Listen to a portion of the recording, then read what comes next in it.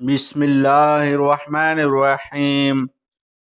السلام علیکم ورحمۃ اللہ وبرکاتہ۔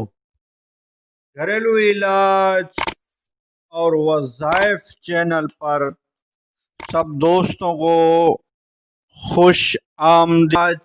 اور وظائف چینل سے آج بہت ہی زبردست علاج عرض کیا جائے گا۔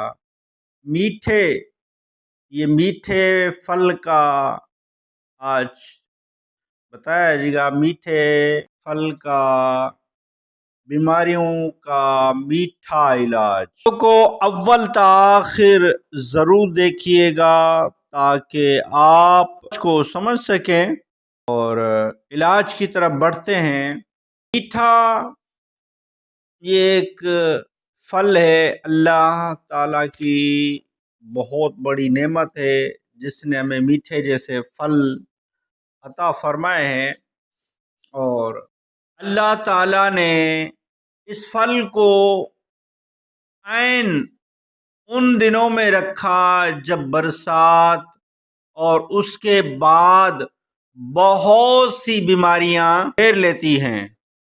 آپ روزانہ 2 سے 4 عدد تک میٹھے چوس کر درج ذیل بیماریوں سے بچ سکتے ہیں۔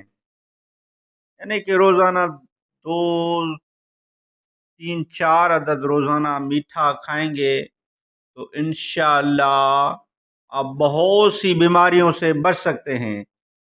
میٹھے چوسنے کا بہترین وقت صبح کے ناشتے کے 2 گھنٹے بعد یا پھر پہر کے وقت ہے ان کا کھانے کا، میٹھا کھانے کا۔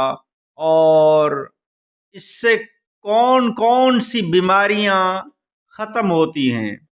میٹھا کھانے سے ملیریا اور گرمی کا بخار دور ہوتا ہے۔ تیزابیت، جگر کی گرمی، صفرا کا متفن ہونا، یہ چیزیں بھی میٹھا کھانے سے ختم ہوتی ہیں۔